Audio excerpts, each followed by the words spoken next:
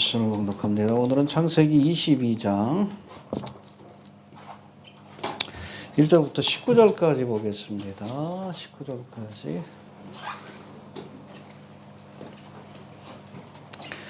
19절까지 봅니다. 교독합니다. 그 일 후에 하나님이 아브라함을 시험하시려고 그를 부르시되 아브라함아 하시니 그가 가로되 내가 여기 있나이다.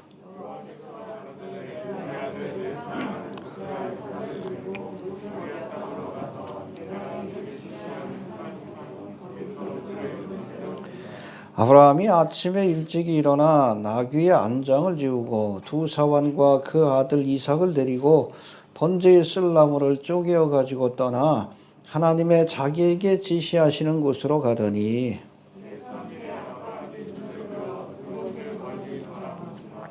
이에 아브라함이 사환에게 이르되 너희는 나귀와 함께 여기 기다리라. 내가 아이와 함께 저기 가서 경배하고 너희에게로 돌아오리라 하고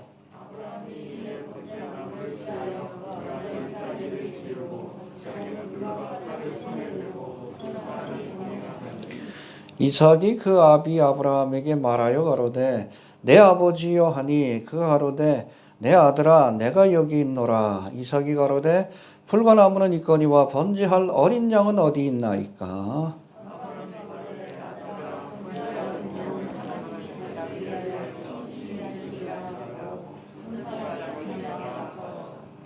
하나님이 그에게 지시하신 곳에 이른지라. 이에 아브라함이 그곳에 단을 쌓고 나무를 버려놓고 그 아들 이삭을 결박하여 단나무 위에 놓고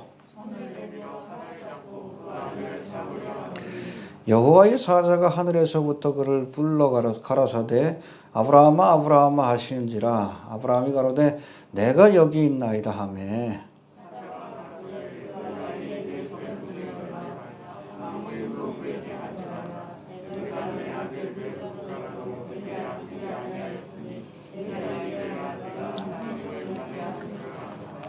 아브라함이 눈을 들어 살펴본 적 한 순양이 뒤에 있는데 뿔이 수풀에 걸렸는지라. 아브라함이 가서 그 순양을 가져다가 아들을 대신하여 번제로 드렸더라.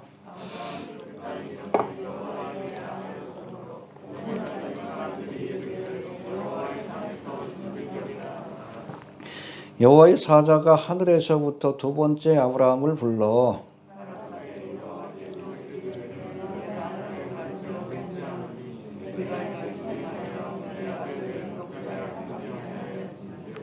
내가 네게 큰 복을 주고 내 씨로 크게 성하여 하늘의 별과 같고 바닷가의 모래와 같게 하리니 네 씨가 그 대적의 문을 얻으리라.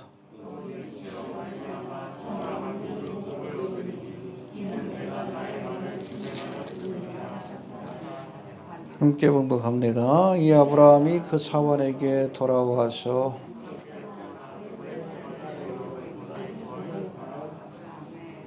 아멘. 해봅시다. 여호와 이래. 여호와의 산에서 준비되리라. 할렐루야. 예. 창세기 22장에는 하나님이 아브라함에게 이제 100세에 얻은 아들 이삭을 번제로 바치라 하심으로 그의 믿음을 시험하셨다라고 이렇게 기록되어 있습니다. 아브라함이 믿음의 시험에 통과함으로 비로소 12절을 보면 하나님 앞에 인정받는 믿음의 사람이 되었고 할렐루야. 아브라함의 믿음이 완성되는 순간입니다. 알겠습니까? 그리고 또 여호와 이레의 축복을 약속받았는데 13절에 나옵니다. 이번 시간과 우리 다음 시간, 다음 주에는 성탄절 예배를 드립니다. 26일이지만 성탄에 관한 설교를 좀 할 터이고 아마 1월 2일 날 이어져서 22장의 말씀, 오늘은 8절까지 보고 나머지 뒤에 부분은 우리 그때 설교하도록 하겠습니다. 그 전에 먼저 우리 지난 시간 우리 배운 말씀들 한번 복습해 봅니다.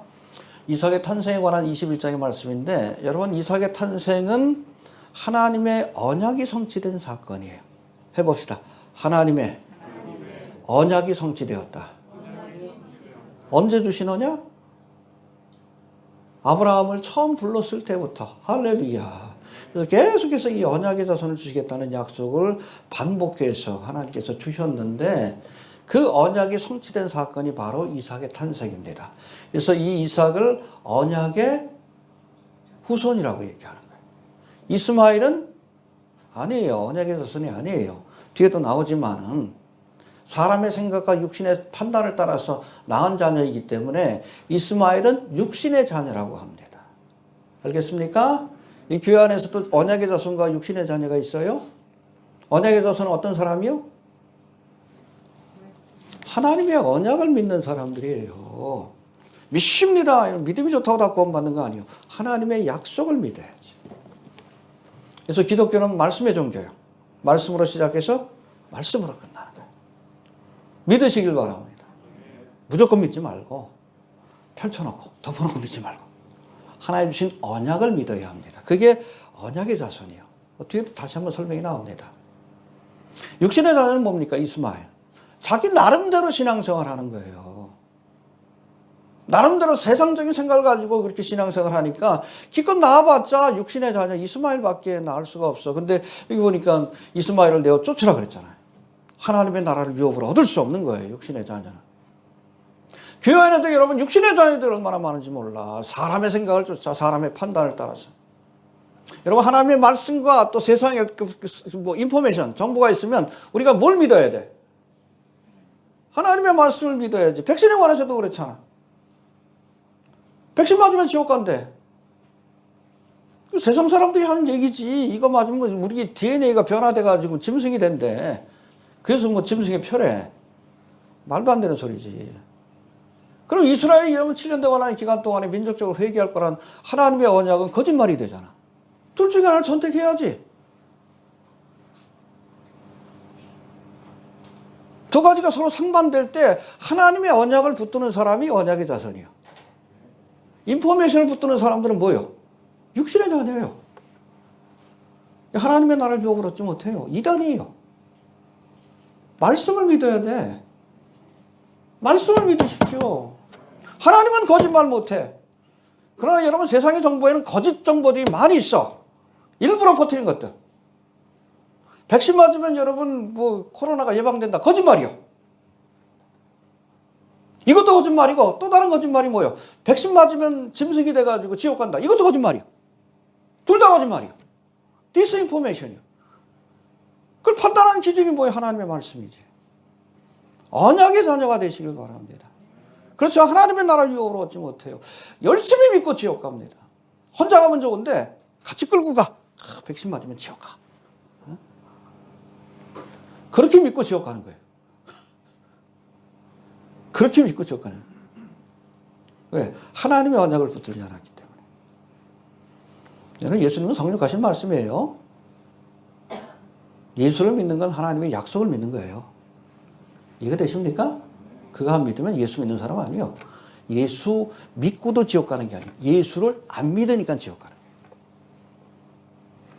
언약의 자손이 되시길 바랍니다. 네. 아무튼 이스마엘을 쫓아내라 그랬어요. 어쩌면 사라가 처음에 요청했지만 그게 하나님의 뜻에 맞으니까 그래라. 왜? 그게 하나님의 뜻이요. 육신의 자녀는 하나님의 나라를 유업으로 얻지 못한다. 여러분 내가 언약의 자손인지 육신의 자녀인지 서로 돌아봐야 돼요. 교회 안에는 섞여 있어요. 종교인이고 육신의 자녀들은. 언약의 자손이 참된 그리스도인이에요. 말씀을 믿기 때문에. 여러분 믿습니다 그럴 때 덮어놓고 믿지 마라. 펼쳐놓고. 알겠습니까? 덮어놓고 믿지 말고. 약속을 믿는 게 언약의 자손이. 해봅시다. 언약의 자손이다. 예. 아무튼 이 육신의 자녀는 우리가 내어보내야 합니다. 우리 안에도 하나님이 기뻐하지 않은 육신의 열매들, 그렇죠? 이스마엘이라는 열매, 사람의 생각으로 맺어진 열매가 있다면 끊어버리고 내어보내는 결단을 하지 않으면 우리가 하나님 앞에 온전히 설 수 없는 거예요. 그럴 수 있게 되길 바랍니다. 이제는 이 말씀에 이어서 이어지는 여호와 이레의 사건 굉장히 중요해. 우리가 창세기 가운데서도 3장이 중요하고 22장이 제일 중요해요. 굉장히 중요한 말씀입니다. 그래서 유대인의 전승에는 뭐 뒤에 또 나오겠지만은 유대의 달력으로 신년이 언제예요? 로시아사나, 나팔절. 그때마다 이 말씀을 읽어요. 뜻도 모르고 읽어. 십자가를 모르니까 그 뜻도 모르고. 그러니까 아마 모세가 읽으라고 했을 거예요. 어? 유대의 전승이. 굉장히 싫어하는 말씀 중에 하나예요. 예수님의 십자가를 모르면 이해를 못하는 말씀이기 때문에. 여하튼 굉장히 중요한 말씀 중에 하나가 창세기 22장이다. 그렇게 보시면 됩니다. 예, 어떤 복음의 내용을 담고 있기 때문에 그런데 하나씩 좀 살펴보도록 하겠습니다. 자, 1절 한번 봅시다. 1절. 시작.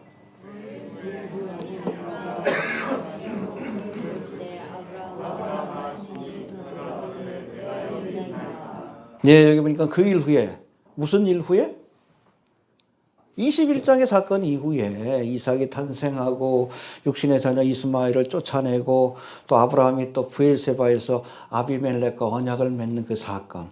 그 일 후에 어느 정도 시간이 지났는지는 잘 몰라요. 이때 이삭의 나이가 몇 살일까? 여러 가지 이론들이 있어요. 짧게는 뭐 13살부터 37살까지. 그런 전승들이 있습니다. 다음 시간에 좀 깊이 있게 다뤄볼게요. 아무튼 꽤 시간이 지난 겁니다. 그 일 후에 어느 정도 시간이 지난 후에 최종적으로 아브라함의 믿음을 시험하기 위해서 알겠습니까? 이런 시험을 주셨다라고 말씀합니다. 해봅시다. 시험하셨다. 예. 결론부터 말하면 아브라함을 왜 시험하셨어요? 여호와 이레의 축복을 주시기 위해서. 여러분, 하나님은 반드시 어떤 사람에게 축복을 주시거나 사명을 맡기기 전에 시험하십니다. 그릇이 준비되어 있지 않는 상태에서 부어주면 깨져요. 내 믿음의 그릇이 준비되어 있지 않은 상태에서 돈이 주어지고 권세가 주어지고 직분이 주어지면 오히려 깨집니다. 그래서 하나님께서는 반드시 축복하시기 전에 혹은 사명을 맡기기 전에 시험하십니다. 큰 사명을 맡기실수록 오랫동안 시험하셔. 모세는 몇 년 동안? 80년이에요. 40년 동안 교육받았고 박사학위 딴 겁니다. 그러니까 모세오경을 쓸 수 있는 거예요. 여기 있는 자료들 이집트에 있는 도서관에 있던 자료들을 다 저거 한 거예요. 막 나온 거예요.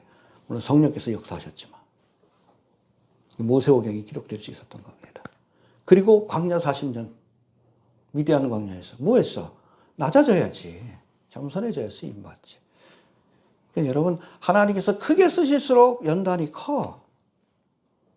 알겠습니까? 아무튼 이 아브라함에게도 시험하셨어. 뭐 결론적으로 이야기하면 여호와 이레의 축복을 주시기 위해서 시험하신 겁니다. 할렐루야. 네. 그래서 우리가 시험을 만나면 기뻐해야 합니다. 아, 하나님께서 내게 큰 축복을 주시려나 보다. 하나님께서 내게 큰 일을 맡기시려나 보다. 저도 뭐 이 블로그 사역하기 전까지 한 10년 동안 힘들었어. 우리 권사님 아실 거예요. 그냥 초창기 때 그냥 교인들이 한 30명, 40명 이렇게 쭉 모이고 1년 만에. 그래서 이대로 부흥하고 이제 건물 짓고 그냥 한 뭐 1000명 되는 교회 만들면 되겠다. 그 생각했는데 그때부터 하나님께서 연단하시는데, 참. 그때부터 교인들이 줄어들기 시작해. 한 10대 명까지 줄어들어요. 귀에 문을 못 닫을 만큼만 남겨놨어.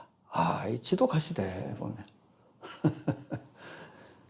왜 그런가라고 생각을 했어요. 생각해보니까 연단하신 거예요. 연단하신 거예요. 이 사역을 맡기시려고. 아마 우리 교회가 제 생각대로 이렇게 막 교회가 부흥하고 뭐 건축하고 그랬으면 아마 일반 교회가 똑같이 그렇게 교회가 운영이 될 거고 마지막 때도 모르고 그랬을 거예요.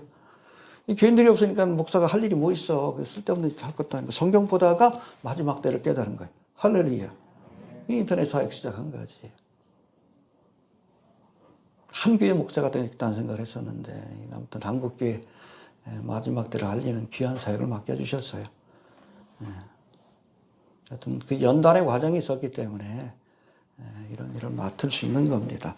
시험을 만나면 오히려 기뻐해야 합니다. 예. 근데 오늘 본문에서도 하나님께서 아브라함을 시험하셨다. 근데 야고보서 1장 12절과 13절에 보면 시험에 대한 상반된 말씀이 등장하는데 먼저 1장 12절에 보니까 시험을 참는 자는 복이 있도다. 이것에 옳다 인정함을 받은 후에 주께서 자기를 사랑하는 자에게 약속하신 생명의 면류관을 드리라. 할렐루야. 시험을 참는 자에게. 그러니까 시험 받는 사람이 복 있는 거예요. 할렐루야. 이상한 일로 여기지 마시고 오히려 기뻐할 수 있게 되길 바랍니다. 그런가 하면 이어지는 13절에 보면 또 반대의 말씀이 나와요. 사람이 시험을 받을 때에 내가 하나님께 시험을 받는다 하지 말지니 하나님은 악에게 시험을 받지도 아니하시고 친히 아무도 시험하지 아니하시느니라. 앞에서는 시험 받는 사람이 복되다 그랬는데 여기서는 하나님은 시험하지 않는다. 근데 여기 시험한다 그랬잖아요. 왜 이런 여러분 그 상반된 말씀이 나오는가? 영어로 보면 달라요. 시험을 받는 자에게 복이 있다는 말씀은 테스트로 되어 있습니다. 트라이얼, 테스트. 할렐루야. 왜? 이거는 복 주시기 위해서 주시는 시험이기 때문에. 연단하여 더 큰 사명을 맡기기 위한 시험이기 때문에 이런 시험, 하나님 주신 이 트라이얼, 연단과 테스트, 이건 복된 거예요. 아브라함에게 주신 시험이 바로 그런 거라고. 그러나 13절에 이어지는 말씀, 하나님께서는 아무도 시험치 않는다. 이건 템프테이션이에요. 유혹하는 겁니다. 근데 한글로 번역하다 보니까 그 말이야. 똑같아. 내용은 다른 거예요. 완전히 다른 거예요. 하나님은 시험하시지만 시험하지 않으십니다.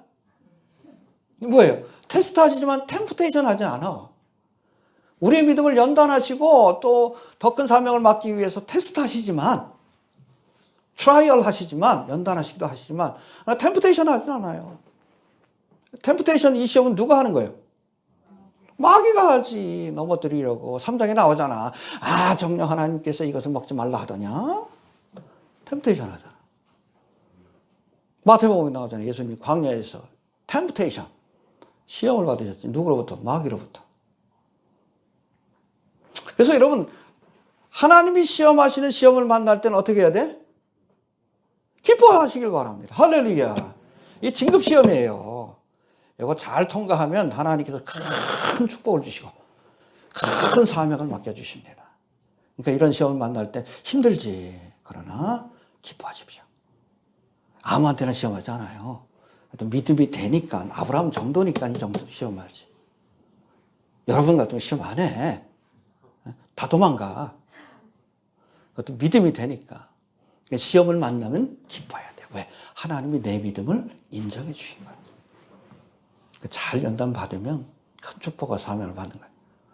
그러나 여러분, 마귀로부터 온 시험은 어떻게 해야 돼? 물리쳐야 합니다. 하나님 앞에 시험을 받을 때는 기뻐하시고 인내하시고, 마귀로부터 시험이 올 때는 물리쳐야 돼. 어떻게? 사탄아 물러가라. 예수님이 그랬잖아요. 돈명의 권세 가지고 미혹하니까 사탄아 물러가라. 물리치시길 바랍니다. 네. 오늘 본문의 시험은 테스트예요. 하나님이 템프테이션 한 거 아니에요? 아브라함을 넘어뜨리기 위한 것이 아니라 그 믿음을 시련하여서, 시험하셔서 더 큰 축복과 사명을 맡기시기 위한. 할렐루야. 이 사건 이후에 12절 13절에 보면 아브라함이 하나님 앞에 인정받는 믿음의 사람이 되고 이제 내가 알게 되었도다. 다음 주에 살펴봅니다. 그리고 여호와 일의 축복을 약속하십니다. 할렐루야. 네. 자, 2절 넘어갑시다. 2절 시작.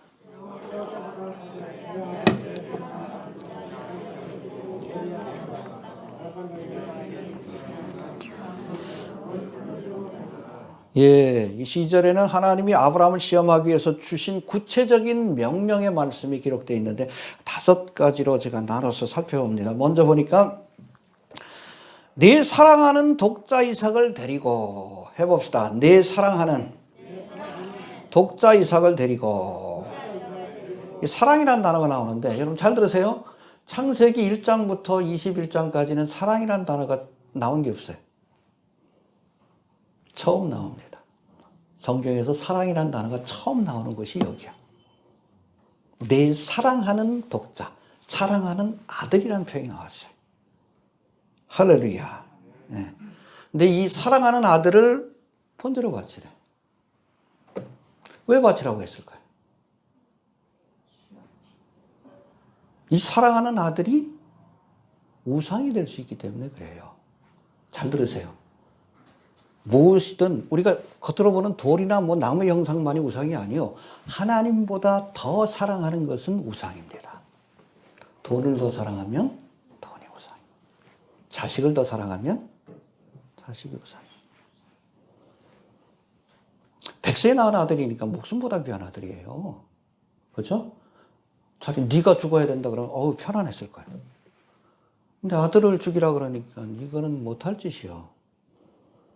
백세에 낳은 사랑하는 아들이라 할지라도 하나님 앞에 바칠 수 있는지, 이삭보다도 하나님을 더 사랑할 수 있는지 그 믿음을 시험하신 겁니다. 하나님만 사랑할 수 있게 되길 바랍니다. 예. 자, 마태복음 10장 37절에 보면 예수님께서 말씀합니다. 아버지나 어머니를 나보다 더 사랑하는 자는 내게 합당치 아니하고. 하나님보다 부모를 더 사랑하면 안 됩니다. 부모를 공경해야 돼. 그러나 하나님보다 더 사랑하면 안 돼. 또 아들이나 딸을 나보다 더 사랑하는 자도 내게 합당치 아니하다. 자식이 할지라도 하나님보다 더 사랑하면 안 된다. 그래서 그걸 시험하신 겁니다. 그럴 수 있는지. 이해가 되시죠? 예. 여기 사랑하는 자, 영어로는 son whom you love라고 되어 있는데, 그러니까 아브라함이 사랑하는 아들이라는 뜻입니다. 해봅시다. 사랑하는 아들.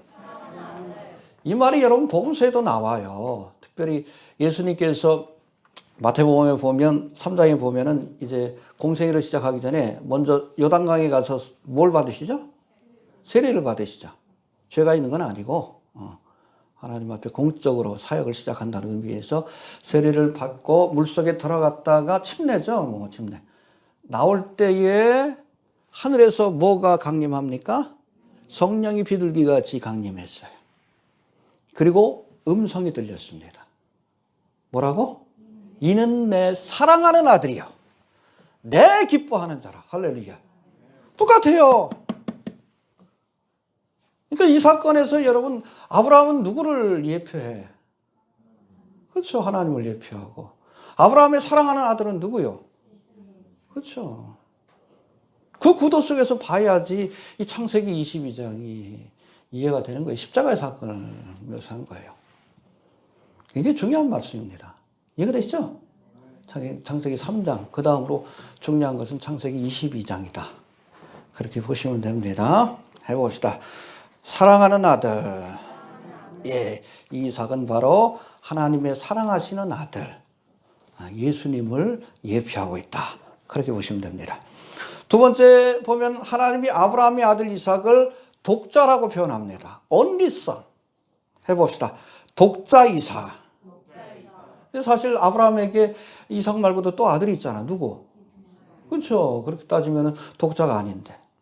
근데 하나님은 이삭만을 아들로 인정하신 거예요. 왜? 언약의 후손이기 때문에. 이스마엘은 육신의 자녀입니다. 육신의 자녀는 결코 하나님의 나라를 유업으로 얻을 수 없다. 앞서도 설명했듯이 언약의 자손만이 하나님이 인정하시는 자녀요. 언약의 자손만이 하나님의 나라를 유업으로 얻을 수 있다. 꼭 기억하시길 바랍니다. 우리도 언약의 자손이 돼야 돼요. 하나님의 언약을 붙드는. 이해가 되시죠? 예. 그래서 로마서 9장에 보니까 또한 아브라함의 씨가 다 그 자녀가 아니라 오직 이삭으로부터 난 자라야 내 씨라 칭하리라 하셨으니 곧 육신의 자녀가 하나님의 자녀가 아니라 오직 약속의 자녀가 씨로 여기심을 받느니라. 할렐루야. 그렇죠. 그래서 언약의 후손인 이 이삭을 통해서 예수님이 나셨고 우리도 그 언약을 믿는 하나님의 자녀가 된 겁니다. 이해가 되시죠? 예. 육신의 자녀가 아닌 언약의 자녀가 될 수 있길 바랍니다. 또 여기서 이삭을 독자, only son. 예수님은 the only son, 독생자 같아요. 그런 의미에서 이삭이 바로 독생자로 오신 하나님이 세상을 이처럼 사랑하사 독생자, the only son, 독자를 주셨으니 이는 저를 믿는 자마다 멸망치 않고 영생을 얻게 하려 하심이라. 할렐루야. 예수님은 우리의 유일한 구세주, the only. 예수 외에는 구원이 없어요. 예수님만이 언약의 자손입니다. 알겠습니까? 자, 세 번째, 2절 다시 해봅시다. 시작.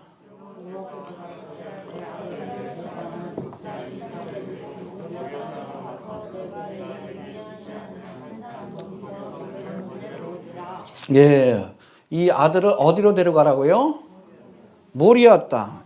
이 모리아라는 단어는 마르에와 야훼, 이렇게 마르에 야훼, 모리아 이렇게 됐는데 이 마르에란 뜻은 보이다, seen 혹은 선택하다, chosen.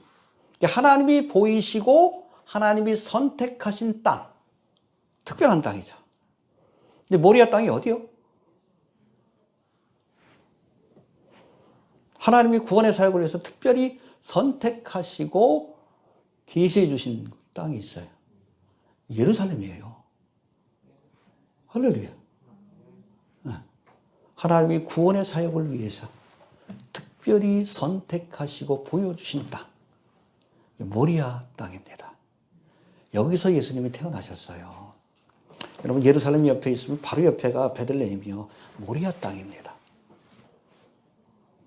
이해가 되시죠? 모리아 땅이에요. 예루살렘 그 근처 일대. 그리고 이곳에서 예수님이 십자가를 지셨고 이곳에서 예수님이 부활하시고 승천하시고 그리고 7년 대환란의 마지막 때에 이곳으로 예수님이 재림하셔서 천년왕국 기간 동안 이곳에서 세상을 통치하게 될 겁니다. 할렐루야. 천년왕국이 끝나면 백보자 심판이 다 끝나고 나면 이제 새하늘과 새 땅, 지금의 땅과 지금 하늘은 다 사라지고 새하늘과 새 땅을 지은 이후에는 바로 이곳으로 신천신지 새 예루살렘 성이 내려올 것이다라고 말씀합니다. 할렐루야. 네. 예, 여러분 이 모리아 땅이 바로 하나님이 선택하신, 무엇을 위해? 하나님의 구속의 사역을 위해서 선택하신 특별한 곳입니다. 그래서 모리아예요. 할렐루야. 여러분 모리아는 예루살렘입니다. 그래서 시편 120편 6편에서 시편 기자도 말합니다. 예루살렘을 위하여 평안을 구하라. 예루살렘을 사랑하는 자는 형통하리라. 할렐루야. 왜? 하나님이 특별히 선택하신 땅. 이해가 되시죠? 예루살렘을 사랑하시길 바랍니다. 응? 모든 구속의 역사의 중심이 바로 예루살렘이 될 겁니다. 또 되어왔고 앞으로도 그렇게 될 거예요. 이것이 하나님이 선택하신 모리아이기 때문에 그래요. 해봅시다. 하나님이 선택하신 곳이다. 예루살렘이에요. 하나님의 구속사가 이루어지는 이 모리아산, 모리아 땅. 그리고 네 번째는 모리아 땅에 가서 내가 내게 지시하는 한 산. 이라고 표현합니다. 거기서 번제를 드려라. 해봅시다. 내가 내게 지시하는 한 산. 이 모리아 땅에 여러분 예루살렘에 몇 개의 산들이 있어요. 근데 거기서 특별히 하나님이 지시하신 산에 가서 이삭을 번제로 드리라 라고 말씀합니다. 거기가 무슨 산이에요? 여러분 알 텐데. 뭐 이상한 거 세워져 있는데. 성전산이에요. 모리아 산이. 이 모리아 땅에는 여러 개의 산들이 있어. 대표적으로 예루살렘에는 산이 3개가 있어요.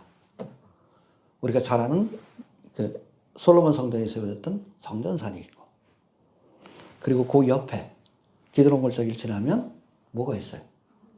동쪽에 쑥 올라가신 것 감람산이 있고, 그리고 시편에 보면 시온산이라는 표현이 나오죠. 시온산이 어딘가? 성전산, 감람산, 서쪽에 있는 산이 시온산이요. 여기가 마가의 다락방이 있는 것이에요. 다윗의 무덤이 있는 것이고, 베드로 통곡에 그렇게 교회가 세워진 곳이, 베드로가 예수님을 부인하고 나서 통곡한 곳, 그것이 바로 시온산이에요. 시온산과 성전산과 그리고 감람산. 근데 시온산에서도 말고 감람산에도 말고 내가 지정한 한 산, 모리아산. 왜? 거기에서 예수님이 십자가를 지실 것이기 때문에 그런 거예요. 알겠습니까? 예. 자, 이 성전산의 훗날 여러분 솔로몬이 여기다 뭘 지어요? 이 모리아산에다가 성전을 지어요. 이게 솔로몬 성전입니다. 근데 이 성전이 BC 582년 어디에 의해서? 바벨론에 의해서 느부갓네살이 이 성전을 파괴합니다. 이스라엘이 범죄함으로 말미암아. 이후로 70년 만에 바벨론 포로로 돌아온 이스라엘 백성들이 제일 먼저 한 일이 뭡니까? 성전을 재건한 일이에요. 그래서 수룹바벨을 그 지도자로 삼고 총독이죠. 두 번째 성전을 지었는데 에스라 3장에 나옵니다. 70년 만에 성전이 완공됐어요. 근데 그들 가운데, 유대인들 가운데 나이가 드신 분들, 한 80, 90 되신 분들, 이분들은 솔로몬의 성전을 보신 분들이요. 근데 수룹바벨 성전을 완공이 된 모습을 보고 통곡을 해요. 하도 기가 막혀가지고, 초라해가지고. 이게 제2성전이에요. 이렇게 초라한 모습으로 있다가, 여러분 헤롯 대왕 아시죠? 예수님이 태어날 때 죽이려고 했다. 이 헤롯 대왕은 여러분 로마 황제하고도 굉장히 가까웠는데 아무튼 건축에 미친 사람이라고 얘기를 합니다. 그래서 이스라엘의 가이사라 빌립보라든지 중요한 유적지 있죠. 마사다라든지 거기 보면 다 헤롯 대왕이 지은 건물들이에요. 굉장히 큰 건물들이 많은데 그 가운데 하나가 성전이에요. 성전을 여러분 다시 지은 건 아니고 리모델링을 합니다. 아주 그 옆에 아주 화려하게.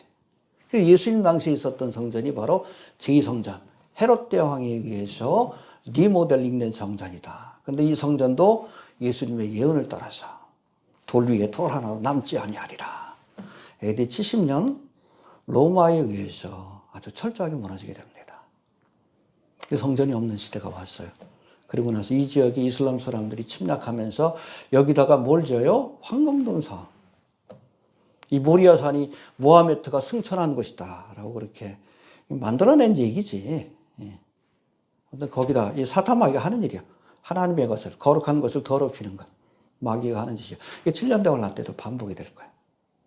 지금 황금돔 사원이 세워졌는데 그 자리에다가 이스라엘 백성들이 지금도 여러분 성전을 재건하려고 애쓰고 있어요. 근데 재건하면 3차 대전이야. 못하고 있는 거예요. 근데 재건하게 될 겁니다. 무슨 사건 이후? 곡과목의 전쟁 때. 그때 큰 지진이 난다 그랬는데 제 개인적으로는 그때 아마 이 황금돔 사원이 무너질 것 같아요. 예루살렘에도. 그럼 아마 적그리스도가 성전을 세워주겠죠? 이게 바로 제3성전. 그리고 우리 이 제3성전은 요한계시록에 기록된 환란성전입니다. 적그리스도가 여기에다가 자기의 우상을 세움으로 본격적인 이스라엘 백성들을 향한 핍박과 짐승의 표가 시작이 될 거예요. 알겠습니까? 네, 그렇게 될 겁니다.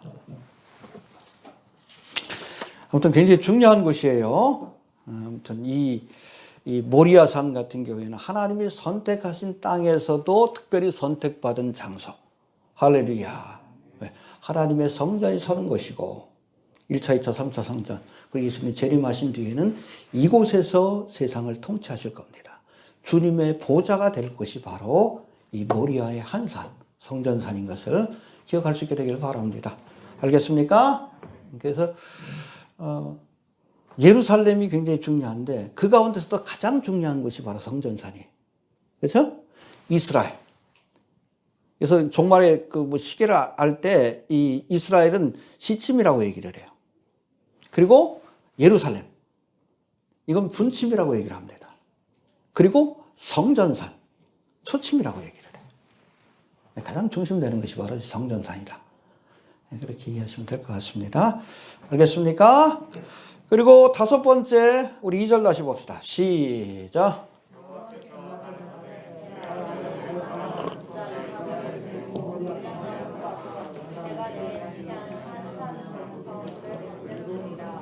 예, 그를 번제로 드리라. 해봅시다. 번제로 드리라. 번제, 번트 오퍼링이라고 하는데, 이 번제가 어떤 제사입니까? 번제는 다 하나님 앞에 불태워드리는 게 번트 오퍼링 그래가지고 이게 뭐냐면 일단은 제물을 가져오면 제물을 그 자리에서 잡아가지고 피를 내고 각을 떠요.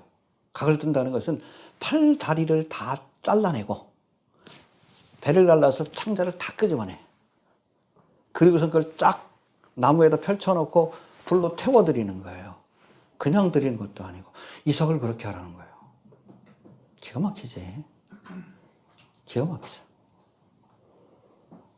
죽는 걸 지켜보는 것도 기가 막힌데 자기가 그걸 해야 되는 거예요. 목 자르고 팔다리 자르고 내장을 닦는 거 촥 그렇게 해서 하나님을 불태워드리는 건데 참 인신제사 아닙니까? 근데 여러분 레위기에 보면 하나님께서 인신제사를 금하셨어요. 이스라엘 백성들에게는. 그렇죠? 예루살렘 성전이 무너진 그 이유 중에 하나도 몰렉에게 인신제사를 드렸기 때문이에요. 그런데 여기서 독자 이삭을 바치라고 말씀합니다. 왜 그랬을까요? 두 가지 이유가 있어요.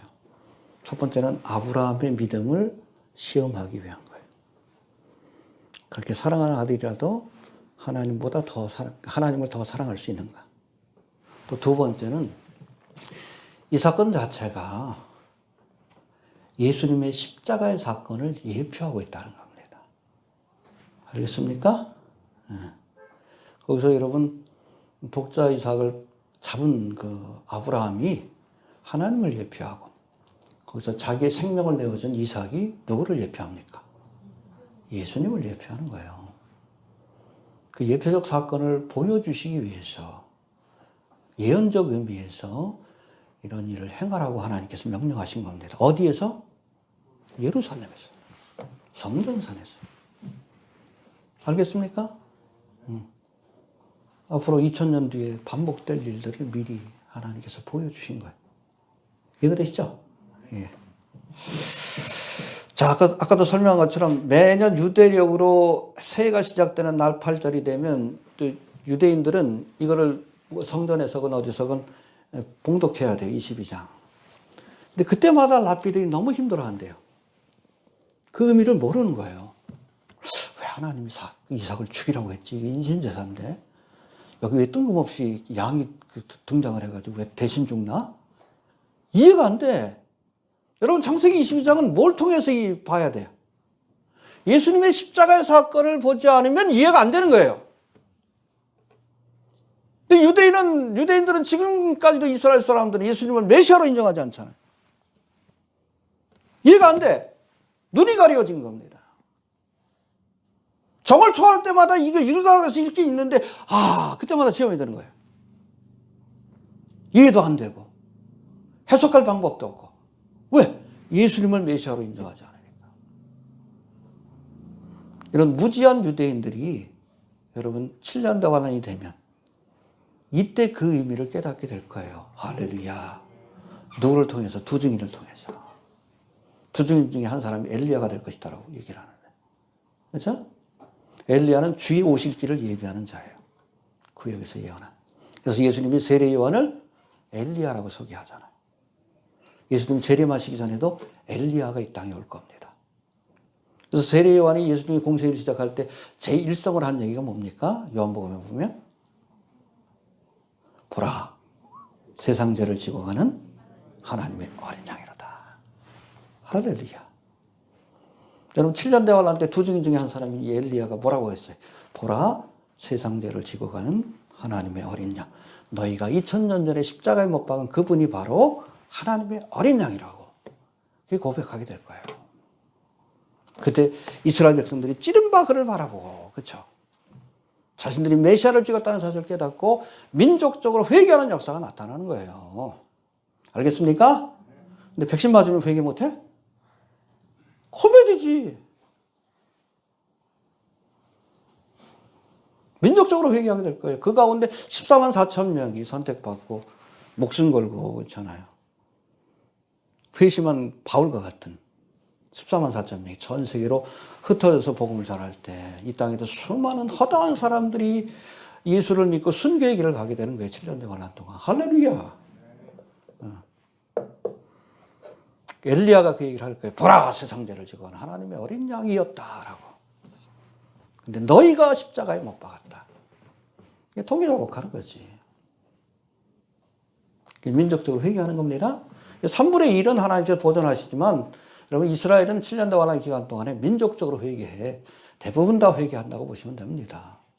알겠습니까? 근데 대부분 다 백신 맞았는데 백신 맞으면 지옥 간다며. 회개 못 하잖아. 누군가는 거짓말하지. 그럴 땐 뭘 믿어야 돼? 말씀을 믿어야지. 그래서 저 사람도 이단이요. 말씀을 안 믿기 때문에. 인포메이션은 바이블보다 더 중요시 여겨. 이거 모르는 거지. 육신의 자녀들이지. 백신 맞으면 지옥 간다라고 믿으니까 지옥 가는 거예요. 이해가 됩니까? 이해가 되시죠? 번제로 드렸다. 3절 넘어갑시다. 시작.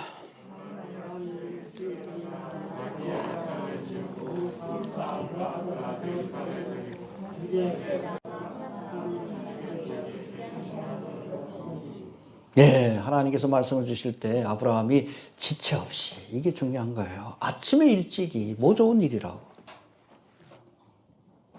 해봅시다. 주께서 명하실 때 즉시 순종했다. 순종을 미루지 마십시오. 미루면 못하게 돼. 쟁기를 들고 뒤를 돌아보는 자 하나님의 나라에 합당치 않다. 예수님 따라라 했더니 잠깐 식구들하고 작별 인사하고요. 안 올 거예요. 미루면 못하게 돼요. 주께서 명령을 주실 때 지체 없이. 알겠습니까? 아브라함이 그랬잖아요. 17장에도 보면 하나님께서 어느 날 99세에 나타나가지고 할례를 받아라. 그날 받았다라고 돼 있어. 주시자마자. 날벼락이지 거기 있는 사람들. 종들이고 뭐고. 곡소리 났겠죠. 하루아침에 주시자마자 그 자리에서. 또 이스마엘을 내어보내라 21장. 그것도 뭐 아침 일찍 똑같아요. 패턴이. 이삭을 바쳐라. 뭐 좋은 일이라고. 아침 일찍. 뭐 좋은 일이라고. 지체 없이 순종했어요. 주께서 명하실 때 곧바로 순종할 수 있게 되길 바랍니다. 미루면 못하게 돼요. 알겠습니까? 또 아브라함은 하나님께서 명령하실 때 하나님께 여기에 대해서 반문하지 않았어요. 왜 주실 때는 언제고 또 걷어가려고 하십니까? 안 그랬어. 따지지 않았어요. 묻지도 따지지도 않고 순종했습니다. 이게 믿음이에요. 해봅시다. 묻지도 않고 따지지도 않았다. 인간적으로는 부당하고 이해가 되지 않는 명령이지만 주께서 말씀하실 때 그대로 순종했습니다. 이해되는 것만 순종하면 믿음이 아니에요. 이해되지 않아도 하나님께서 명령하시면 순종하는 것이 믿음입니다. 할렐루야. 모세에게도 그랬죠. 앞에서 애굽의 군사들이 밀려오고 또 백성들은 죽겠다고 난리치고 그때 하나님 앞에 기도하니까 뭐라고 하셨어? 지팡이를 들고 홍해 바다를 가리켜라. 웃기잖아. 상황을 생각해봐요. 내가 모세라고 생각하면. 근데 그대로 순종했어. 누구처럼? 어린아이처럼. 그냥 그대로 순종했어요. 그랬더니 홍해 바다가 갈라지는 기적이 나타나다. 여호수아도 그렇지. 여리고성 어떻게 보면 가나안 땅에 있는 가장 큰 성인데 난공불락의 요새인데 어떻게 할까요? 그랬더니 돌아라 그러는 거예요. 애들 장난치나? 6일 동안 한 바퀴 돌아. 그리고 마지막 날에 7바퀴 돌고 소리쳐. 그럼 무너질 거야.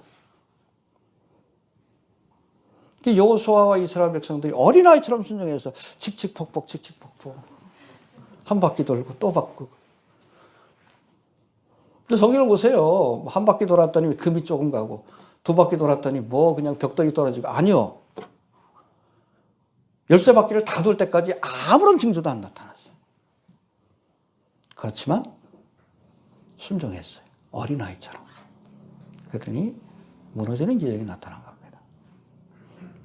예수님의 처음 기적인 가나 혼인잔치 기적도 그렇잖아요. 이게 마리아가 포도주가 떨어졌다. 여인이여 나와 무슨 상관이 있습니까? 아직 내 때가 이르지 않았습니다. 그래도 강권하지. 하인들을 보내고 명령하신 대로 순종해라. 근데 기가 막힌 명령을 하지. 거기 보면 집에 큰 집 같은 경우에는 결례에 쓰는 항아리들이 있어요. 이게 뭐냐면은 밖에 있다가 들어갈 때는 손발에 먼지가 묻으니까 이걸 닦고 들어가야 돼. 발 닦는 물이에요. 샌들 신고 다니니까. 손님들이 많으니까 항아리가 있었지. 거기에 물을 채우라고 합니다. 예수님이. 채웠죠. 발 닦는 물인데. 근데 그거를 떠다가 연회장에 갖다 주니 마치 포도주인 것처럼. 떠다 주는 과정 속에서 포도주가 된 거예요. 포도주가 된 거를 떠다 준 게 아니에요. 이 연회장도 모르고 연회에 참석한 사람들도 이 극상품 포도가 어떻게 나왔는지 몰라. 그러나 물도온 하인들은 알더라. 할렐루야. 어린아이처럼 순종했더니 이해가 되지 않지만 하나님이 기적을 보여주시는 겁니다. 여러분 주님께서 말씀하실 때 그냥 순종하세요. 따지지 마시고 내 생각을 앞세우지 마시고. 예전에 이 장면을 묘사한 무슨 기독교 무슨 영화가 있어. 그러니까 아브라함에게 이런 말씀을 주니까 이 아브라함이 밤새 하나님 막 싸우는, 막 따지고 그런 내용이 나와. 성경 어디 그런 게 있어? 그런 거 없어. 묻지도 따지도 않고 그냥 갔어요. 난 그거 보면서 저랬을까? 아니요, 성경에 안 나와. 하나님에 대한 깊은 신뢰가 있기 때문에 이미 오랜 동안 하나님과 함께 했기 때문에 하나님이 계획이 있겠지. 이게 여호와 이레예요. 이게 여호와 이레의 믿음입니다. 아유, 이해가 되지 않지만 하나님 이렇게 명하실 때 무슨 뜻이 있겠지. 그리고 순종한 거예요. 그럴 때 여호와 이레의 축복을 받은 겁니다. 할렐루야. 믿습니까? 해봅시다. 묻지도 따지지도 말라. 설명해서도 모릅니다. 순종하다 보면 나중에 이해하는 거지. 믿으면 버리라. 할렐루야. 세상 사람들은 봐야 믿겠다 그러는데 그건 믿음이 아니에요. 그죠? 야, 나사로 그 무덤 문을 열라. 냄새가 납니다. 나흘이나 됐으니까. 막 만류하니까 너희가 믿으면 하나님의 영광을 보리라. 할렐루야. 이해가 안 되는 거예요. 주님의 하나님의 말씀은 때때로. 그러나 순종하면 하나님의 기적을 보게 될 겁니다. 알겠습니까? 네. 또 세 번째, 아브라함이 이삭을 바치라는 명령을 받았을 때 잘 들으세요. 이 문제를 사라하고도 상의하지 않았습니다. 사라하고 의논했으면 어떻게 됐을까? 못 가지. 네. 여러분, 우리가 하나님의 뜻이라는 확신이 있었으면 사람하고 의논하지 마십시오. 특별히 나보다 믿음이 약한 사람하고 의논하지 마세요. 반드시 못할 일이 생깁니다. 이게 하나님의 뜻이라는 확신이 있으면 그냥 가세요. 알겠습니까? 예. 사람하고 의논하면 못하게 돼요. 그러니까 사라한테도 얘기 못한 거예요. 아마 그 전날 밤 잠도 못 잤겠지. 얼마나 고민이 됐겠어요. 그래도 사라한테 그 얘기를 안 했어요. 당신 무슨 일이 있어? 얼굴빛이 안 좋네. 얘기 안 했어요. 얘기하면 못한다는 걸 알기 때문에. 사람하고 의논하지 맙시다. 예, 그래 4절 넘어갑시다. 시작.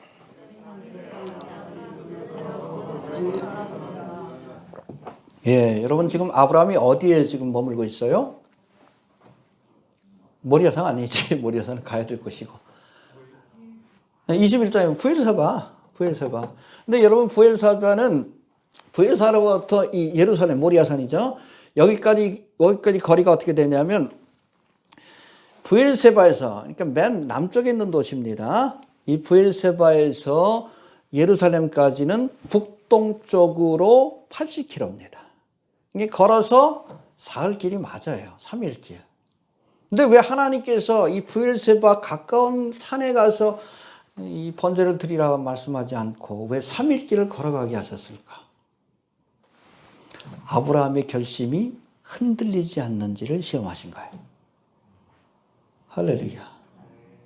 여러분, 시간이 지날수록 믿음이 약해지고 결심이 약해진다면 그 진짜 믿음이 아니에요.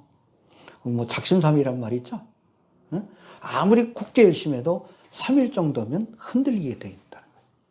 그런데 3일 길을 가면서도 아브라함의 결심과 믿음이 흔들리지 않았습니다. 이게 진짜 믿음이에요. 별의별 생각 다 했을 거 아니에요. 그렇잖아. 아마 3일 밤낮을 잠을 못 잤을 거예요. 그래도 그 처음 결단과 마음이 흔들리지 않았어요. 흔들리지 맙시다. 인내하는 믿음을 시험하신 겁니다. 우리에게도 하나님께 주신 약속이 있죠? 무슨 약속? 다시 오리라. 오실 때까지 인내합시다. 블로그 사역도 11년째인데 11년밖에 안 지났죠. 그렇죠? 교회사적으로 보면 2000년이 넘었는데 그렇죠? 오실 때까지 우리가 흔들리지 않는 믿음을 보일 수 있게 되기를 바랍니다. 너희에게 인내가 필요하면 하나님의 뜻을 행한 뒤에 약속하신 것을 받기 위함이다. 흔들리지 맙시다. 해봅시다. 변하지 말자. 처음 가고 처음 사랑. 에베소 교회에서도 처음 사랑을 잊어버렸다. 그렇죠? 왜 그러냐면 하나님은 어제나 오늘이나 영원토록 동일하신 분이에요. 그렇죠? 그러니까 우리가 하나님을 믿을 때도 어제나 오늘이나 영원토록 동일한 변치 않는 믿음으로 하나님 앞에 나아가야 되는 거예요. 이거 되시죠? 자, 5절 넘어갑시다. 시작.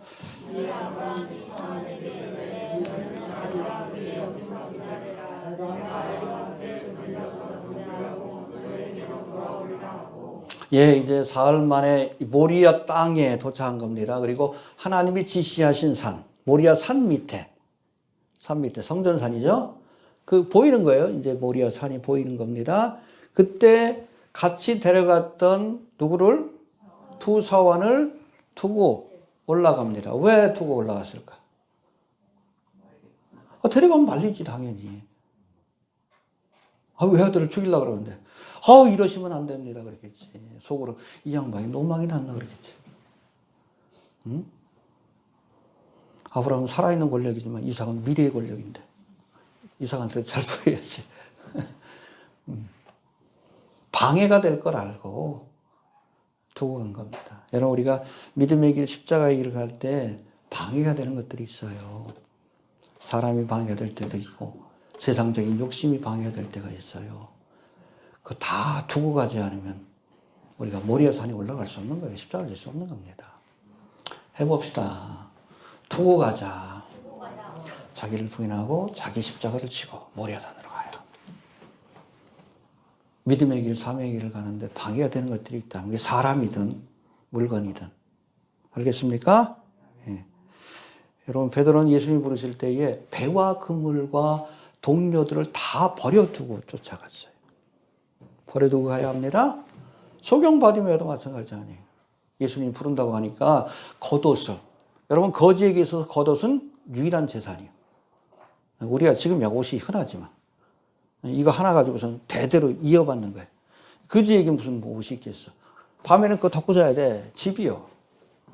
근데 예수님 부르시니까 겉옷을 던져버리고 주님 앞에 나가는데 방해가 되니까 잊어버리든 말든 상관없는 거예요.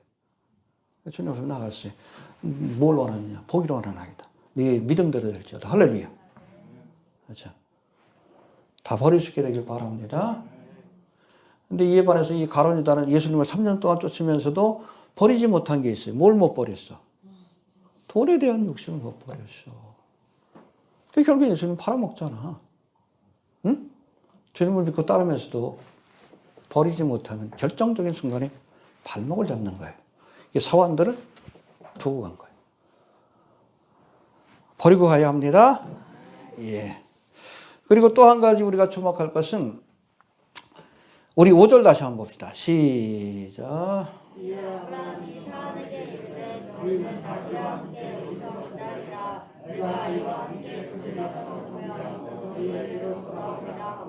예, 여기 보면은 사환들에게 뭐라고 합니까?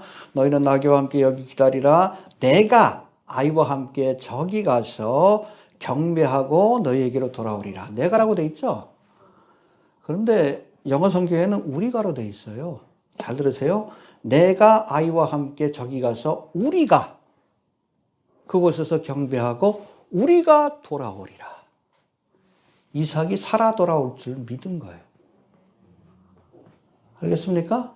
근거가 뭐예요? 언약의 자손이기 때문에.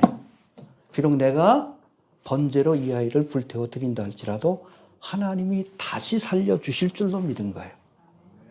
그러니까 여러분 사원들에게 우리가 같이 돌아올 거야. 우리가 다시 돌아올 거야. 내가가 아니에요. 우리가.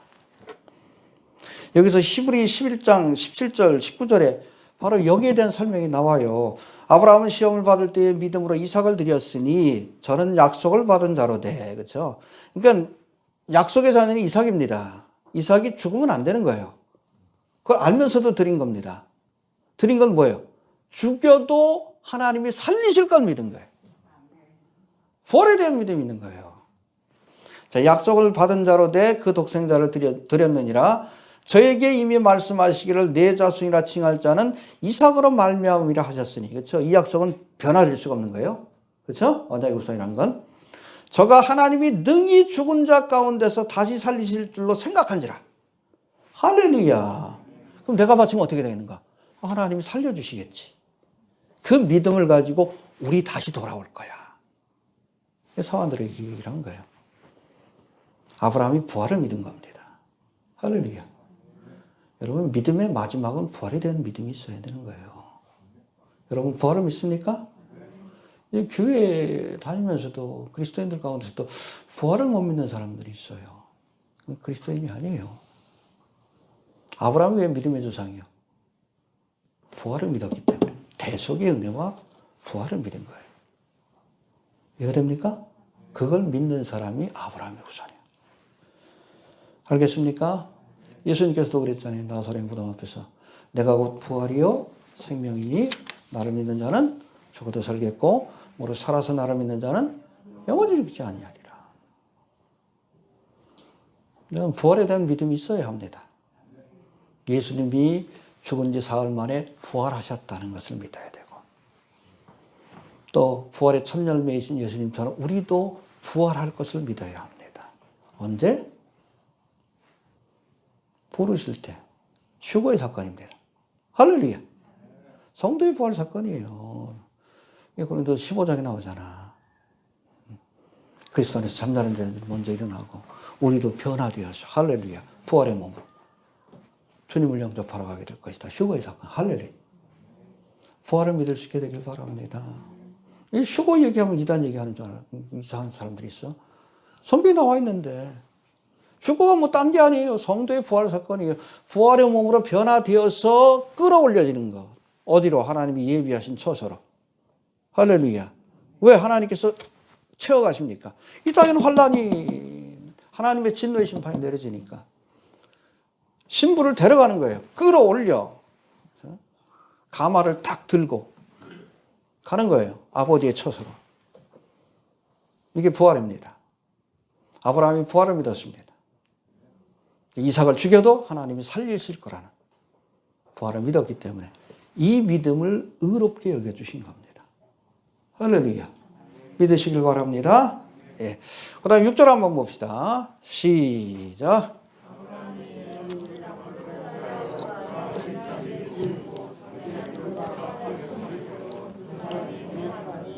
예, 모리아산 밑에서, 성수산 밑에서 이제 올라가는데, 모리아산을 향해서 올라가는데, 아들에게는 나무를 취하여 그 어깨, 이게 당나귀에 있던 나무를 어깨에 짊어지게 합니다. 이 나무는 뭘 상징해? 십자가지. 그리고 아브라함은 뭘 들었어요? 하나님의 심판이에요. 그 아들에게 심판을 내린 거예요. 하나님이. 이게 십자가의 사건이에요. 우리가 죽어야 되는데 우리 대신에 사랑하는 독생자에게 하나님의 재앙과 심판을 내리심으로 이걸 대속이라고 얘기하는 겁니다. 대신 주님께서 심판을 받으신 거예요. 그러므로 우리가 그 대속의 은혜를 믿을 때 죄사함을 받고 하나님의 자녀가 되는 은혜를 얻게 되는 겁니다. 할렐루야. 알겠습니까? 칼과 불은 하나님의 재앙과 심판을, 그리고 나무는, 이삭이 진 나무는 십자가를 의미합니다. 예수님이 십자가에 못 박히실 때 그랬잖아요. 아버지여 어찌하여 나를 버리시나이까. 하나님의 재앙과 심판이 내리신 거예요. 예수님 죄가 있어서가 아니에요. 속죄의 양으로서 우리를 대신해서 그 재앙과 심판을 받으셨다는 것을 기억할 수 있게 되길 바랍니다. 그가 찔림은 우리의 허물을 인하며 그가 상함은 우리의 죄악을 인함이라. 그가 징계를 받음으로 우리가 평화를 누리고 그가 채찍에 맞음으로 우리가 나음을 입었도다. 우리는 다 양 같아서 그릇 행하여 각기 제 길로 갔거늘 여호와께서는 우리 무리의 죄악을 그에게 담당시키셨도다. 하나님의 진노의 심판을 받으시고 십자가에서 테텔레스다, 대속의 사역을 완성하셨다는 것을 기억할 수 있게 되길 바랍니다. 유대인들이 싫어하지.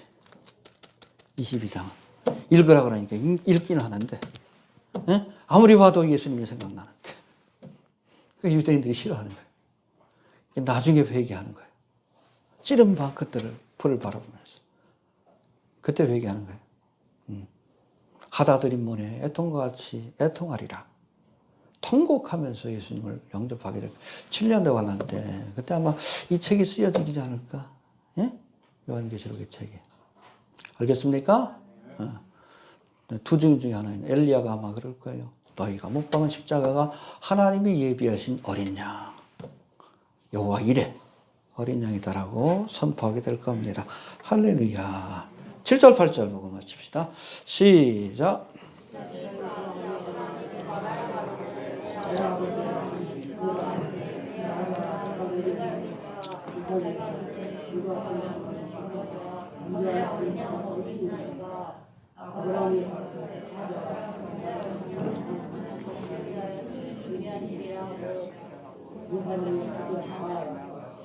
예, 하나님이 준비하십니다. 어린 양은 누구요? 예수님. 어디에서? 모리아산에서. 그렇죠? 이게 여호와 이레의 참뜻이에요. 이해가 됩니까? 예. 이제 사환들을 산 밑에 두고 아브라함 이삭을 번제로 바치기 위해 모리아산으로 올라가자 아들이 묻죠. 불과나무는 있는데 왜 번제에 쓸 양은 없습니까? 어린아이가 아니에요. 모든 걸 다 아는 거예요. 아버지하고 같이 몇 번 제사도 드렸고.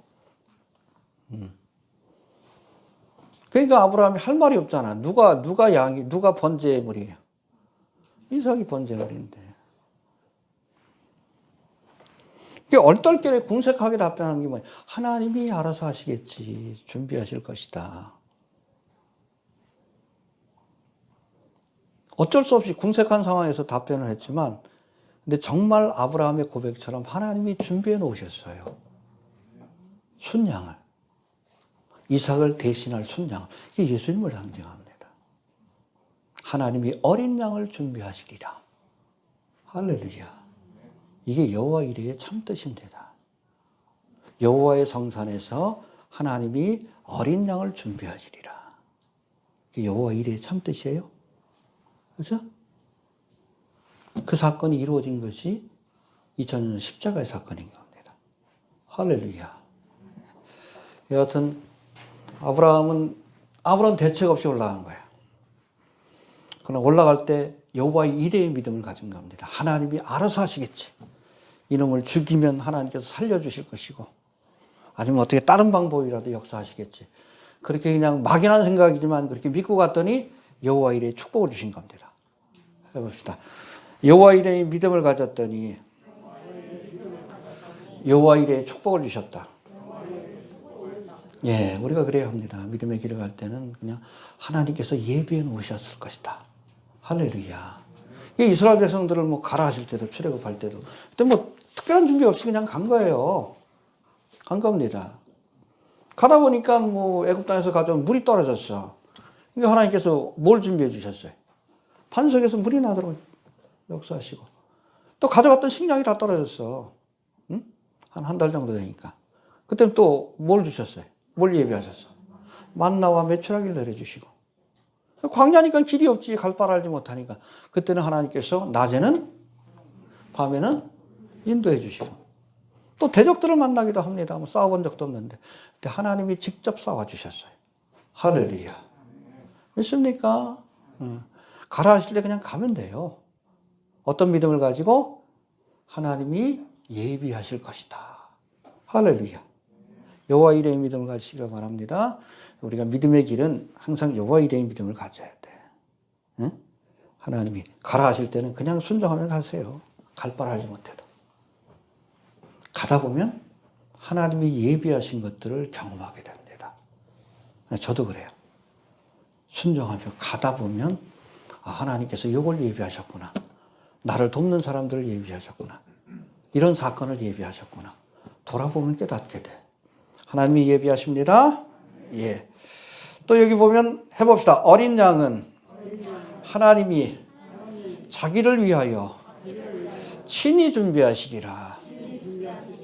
모리아산상에서 친히 하나님께서 속죄의 어린 양을 준비하실 것을 예언한 말씀입니다. 할렐루야. 여러분 잘 들으세요.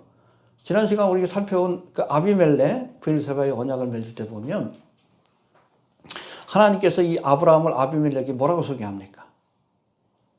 그는 선지자라. 선지자로서 예언한 겁니다. 이 말씀. 뭐라고 얘기했어요? 어린 양은 누구예요? 하나님의 어린 양인 예수 그리스도. 하나님이 자기를 위하여 친히 준비하시리라. 그분이 바로 예수 그리스도예요. 그 예언의 말씀이요. 십자가의 사건을 통하지 않으면 이 말씀이 이해가 되지 않습니다.